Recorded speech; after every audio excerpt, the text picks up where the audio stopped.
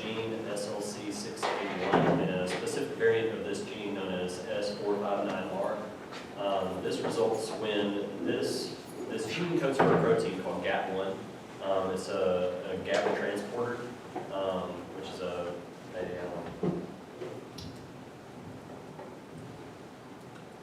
sorry, I cannot pronounce GABA, so I'm just going to leave it at GABA.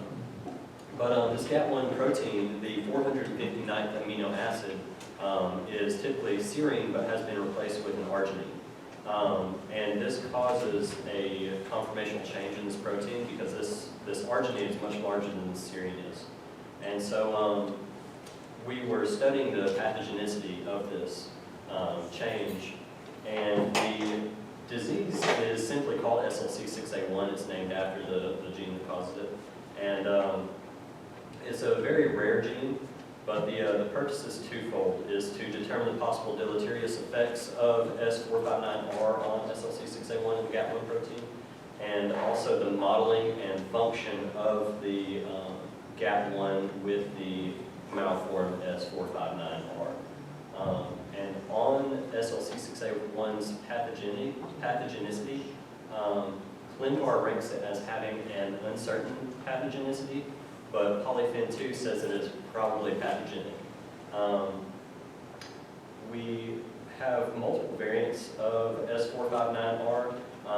They're all missense variants in the sense that one amino acid has been changed, but we see a different change. We see a C to G and a C to A change. So we have two patients presenting.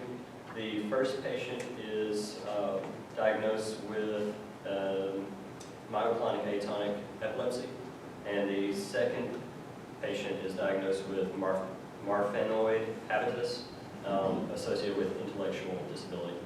And the actual symptoms of SLC6A1 are epileptic encephalopathy associated with intellectual disability and early onset seizures resulting in a severe form of autism or epilepsy. So using Yesara, we were able to model this GAP1 protein, and I've included some pictures here. So we have a properly folded GAP1 protein here, where the 459th position has been marked in red, so that we can just visualize it a little bit easier. But this is everything as normal. We also have here grayscale, where the same 459 has been marked in red, just so we can see it a little bit easier. But what we still need to do is model the S459R variant with the arginine in place rather than the serine that's marked here in red. The cytogenic location of SLC6A1 is on the third chromosome. The short arm, location is 25.3. It's roughly 25,000 base pairs long and contains 15 exons. The molecular locations between base pairs 10,992,734 and 11,039,249. Figure 8 actually shows this location. So if we go right over here, this is chromosome 3. This is the short arm. This in red has been highlighted into this box, and we can actually see SLC6A1 right here in green. And so that specifically is the 25,000 base pairs that we're looking at here. Something that's interesting is that both of these patients actually not only display S459R and are the only patients that we have that have displayed S459R, but they also both display S281R and S339R. So we actually have two patients with three identical missense variants, and they all result in a serine to arginine change. And again, I said that the arginine is much larger than the serine. And that is possibly going to change a good bit about the function and the structure of this protein. To our materials and methods, so we worked with Dr. Jeremy Prokop, formerly of Hudson Alpha, and he has developed some some proprietary formulas and some proprietary data metrics that we use to analyze 255 different variants of SLC6A1. His data was originally obtained from ClinVar, which is a public archive for genomes, Nomad, and TopMed, which is transomics for precision medicine. So various doctors will upload their patients' genomes essentially into these databases, and that's what he used to get his information. And then he developed these data metrics, which helped us to analyze these. So we looked at several things, such as a conservation score, which is a score of how conserved is this protein in a particular species or across species. So if we see that a protein is not changing very much, is using the same amino acid structure, we know that that's a very important protein for function. So the higher the conservation score, the higher the chance of pathogenicity if it's been altered in some way.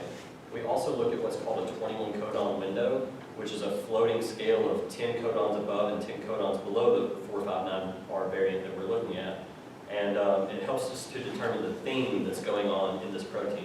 So as far as the themes, we would be talking about these alpha helices here, beta pleated sheets. That's what actually determines the form and function of the protein. I mentioned earlier that polyphen 2 lists S459R as probably pathogenic. We also have Protein listed as neutral and CYF listed as damaging. As I mentioned, data was cross-referenced across 255 other variants.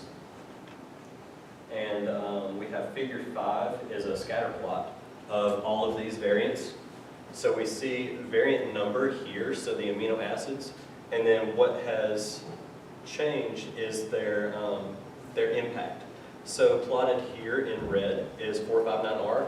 So you see that through the data it has a low to moderate impact, which is also displayed here. So this graph, figure 4, is the RMSF of the different groups. So we labeled groups that were neutral, probably pathogenic, likely pathogenic, pathogenic, and you see that we have a very low impact compared to the others that we have listed here. Again, this is just going based off of 459R. It wasn't discovered until later that we also had S281 and S339R to deal with as well. So that's going to skew our results a little bit on the bioinformatics. Figure 6, again, shows the impact score of S459R arranged in red next to these whisker plots. So right here, we're showing a variant impact of just below 60, which again is a low to moderate, and we'll have to rearrange those to find the total variant impact of this, this triplicate missense. So for our results, our sample size is small. We only have 2 patients out of these entire databases that have the S459R variant, but it does appear that some correlation exists between pathogenicity of S459R, at least in combination with these other 3 missenses, if not by itself. And more information is going to be needed to draw an exact conclusion to this. Our future research goals are to model the 459, 281, and 339R variants, just as we did in Yasara to get this protein structure here. And be able to actually put them side by side, which is actually exciting because we'll be able to display them in a lipid raft. So this is the same protein that we have modeled here. We've just taken everything out of it. But this picture actually shows that we have it modeled in a lipid raft, which is going to show how this protein actually works inside the cell wall. What we also have modeled that's not shown is coming above and behind the paper, water molecules that are going to be in and around the cell. So we have a complete functional graph of this protein, and we'll be able to actually interact in this program with different drug molecules and see which are the best at treating this SLC6A1 disease. So that's another thing that we're hoping to model. Dr. Prokop also wants to see protein association studies to be performed on closely related membrane proteins. So as you see, we've got SLC6A1 here, but we also have SLC6A11 and many other SLC-related genes in that region. So he would like to do some modeling on those as well. He also wants to adopt other genes, such as those specific for certain cancers, and use them for student engagement, such as he did with this class here. And does anybody have any questions? Why only 2 patients? You said that Yes. So this is really small. Why only and not Yes. that? Like I said, the disease is extremely rare, and we only have 255 total patients. So just out of that 255, my variant was only found in 2. Right? How many hours did it take you to model those proteins that you saw?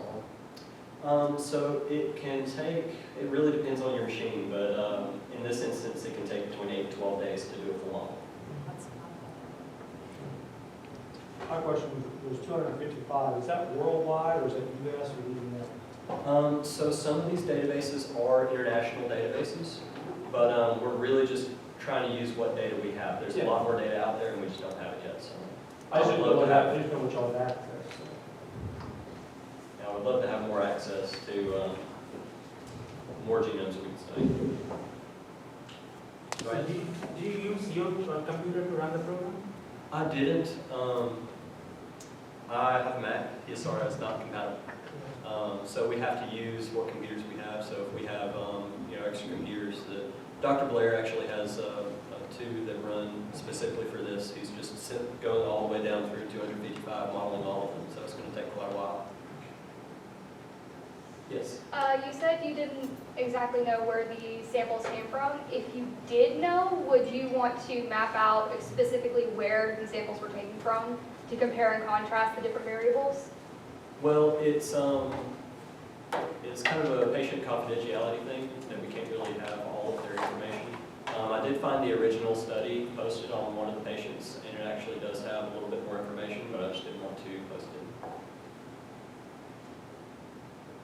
Right? You use only Yasara for the modeling? Only Yes. Yasara was used, right? Yes, that's the only program that we use, because Yasara. it's the only one that I know of that we can do the lipid rafts as well as the water molecules in it. What about the plots? You did that in Excel? Or Just Excel, yeah. So I used the Excel sheet from Dr. Prokop, and I just ran his bioinformatics into these graphs.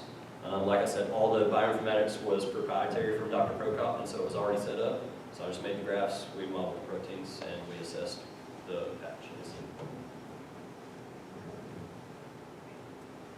Thank you very about much. this last figure 8, Yes. this last figure, so how did you, it was also part of Yasara, no? Or, This was on NCBI's website. So if you just type in what you're looking for in the search bar, it'll actually pop up exactly what chromosome it's on. So that's just an easy